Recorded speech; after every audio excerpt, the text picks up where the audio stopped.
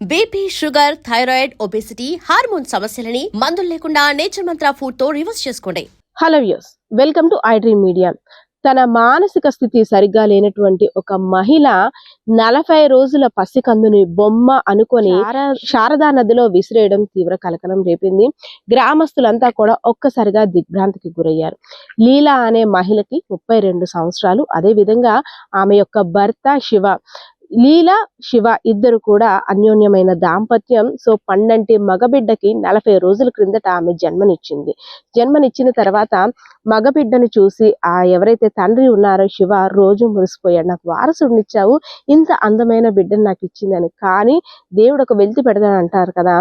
ఎప్పుడైతే delivery pains వచ్చాయో ఆ టైంలో లీలాకి కొంచెం కాంప్లికేషన్స్, హెల్త్ ఇష్యూస్ కారణంగా మానసిక స్థితి కాస్త కోల్పోయిన తర్వాత అంటే పాలిచ్చే టైంలో, అదే విధంగా డెలివరీ టైంలో కొన్ని ఇబ్బందులు గురైనప్పటికీ పసిబిడ్డని జాగ్రత్తగా చూసుకుంటుంది. ఎందుకంటే తల్లికి బిడ్డకి ఉన్న బంధం అటువంటిది కాబట్టి అని తను అలర్ట్ అయ్యి బంధువుల దగ్గరికి అప్పజెప్పి ఎప్పుడైతే మతిస్థిమితం లేని భార్యని, అదే విధంగా పసిబిడ్డను కూడా పోషించాలంటే నేను కష్టపడక తప్పదు కాబట్టి నా భార్యని నా బంధువుల ఇంటి దగ్గర ఉంచుతానంటూ చోడవరం దగ్గర బంధువుల ఇంటి దగ్గర ఉంచి తను వేరే ప్రాంతానికి వెళ్ళిన తర్వాత కాస్త సమయం అయిన తర్వాత రాత్రి 11 గంటల సమయంలో ఎవరైతే లీలా ఉందో పసిబిడ్డని ఎత్తుకొని బయటికి వెళ్ళిపోయింది.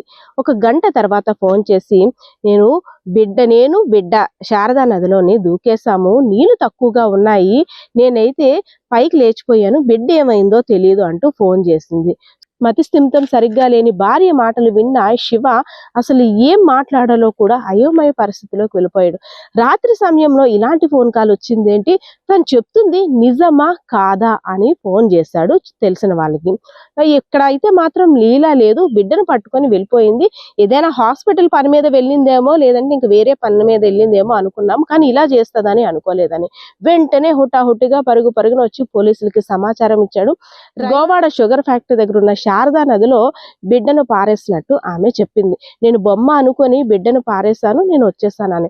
కానీ అక్కడికి వెళ్ళిన తర్వాత ఈమె మునిగిన ఆనవాళ్ళు కానీ, అదే విధంగా ఇంక వేరే ఆనవాళ్ళు కానీ పోలీసులకి అయితే మాత్రం లభ్యమవలేదు. కానీ బిడ్డను పారేసినట్టు ఆమె చెప్తుంది. సో తండ్రికి ఏ కొసాన ఒక చిన్న ఆశ, ఒకవేళ తిని చెప్పింది అబద్ధం అయితే బాగున్ను, నా బిడ్డ ఎక్కడో దగ్గర ప్రాణాలతో సురక్షితంగా ఉంటే బాగున్ను, అయ్యో మానసిక స్థితి కోల్పోయినటువంటి నా భార్య కూడా నాకు పసిబిడ్డతో సమానమే, అదే విధంగా 40 రోజుల పసికందు నా బిడ్డ కూడా, ఇద్దరిని 2 కళ్ళులా చూసుకుంటున్నాను, దేవుడు నాకెందుకు ఇంత శిక్ష వేశాడు అంటూ శివ ఎవరైతే ఉన్నారో మొరపెట్టుకున్న పరిస్థితి చూస్తే అందరినీ కూడా మనసు మెలిపెట్టేసింది అక్కడ.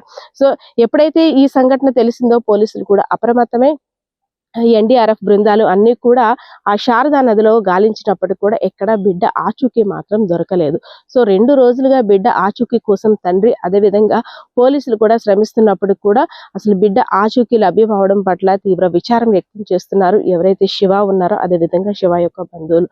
సో తను రాత్రి ఆ సమయంలో వెళ్ళేటప్పుడు కనీసం ఎవరైనా సరే ఈ టైంలో బిడ్డను తీసుకుని 40 రోజులు చంటి బిడ్డను తీసుకుని ఒక తల్లి ఎందుకు ఒక మహిళ రోడ్డు మీద వెళ్తుందని ఏ ఒక్కరూ ప్రశ్నించి ఆపినా ఈ దుర్ఘటన జరిగి ఉండకపోనేమో అని శివ విచారం వ్యక్తం చేస్తున్న పరిస్థితి అక్కడ చూస్తుంటే అందరినీ కూడా కలవరపెట్టింది. సో దీనికి సంబంధించి పోలీసులు, అదే విధంగా అక్కడ ఉన్న గ్రామస్తులు ఏం మాట్లాడుతున్నారో వారి మాటల్లోనే వినేద్దాం.